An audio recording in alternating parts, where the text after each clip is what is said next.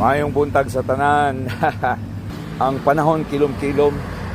Gikan sa balayo. So, unay lugar guys. Kung pagalakaon. Ay diri mabuntag. Basig maabtan pa na ako ni. Pag gidala pa na ako sa laki na daghan kay ngiro gatapok. Ay nay. Ay nay. No. Oh, oops. May day. Kapan na. Kapan, di ba?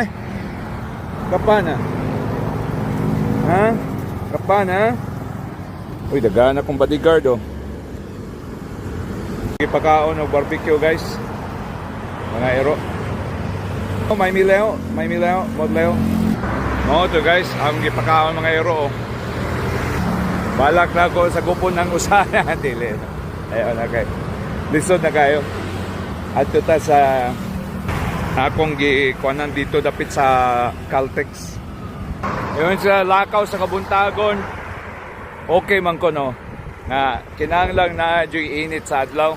Pero ang panahon medyo bugnaw.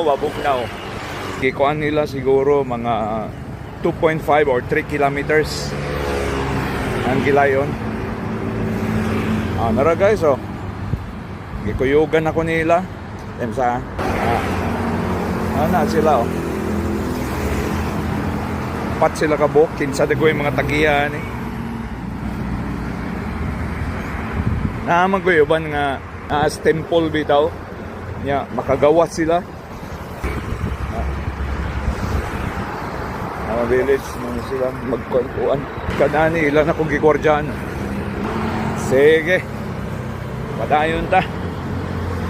Padayog lakaw. Gipakaon ako sila og barbecue ba.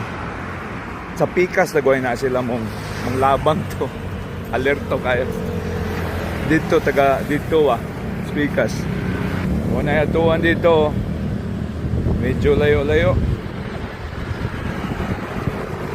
Actions nag kuha na ako sunod asa daw yung mga iroa de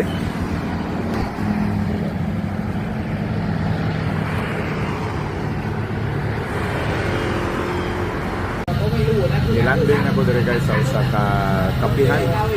So ako ipakita ninyo kamay ra niyang shop pero daghang mamalit coffee machine oh. Narastap din dalan. Kaya, manginom na tagapi. O palita o ka ng ilang butbut, mga kanom-kanom ba?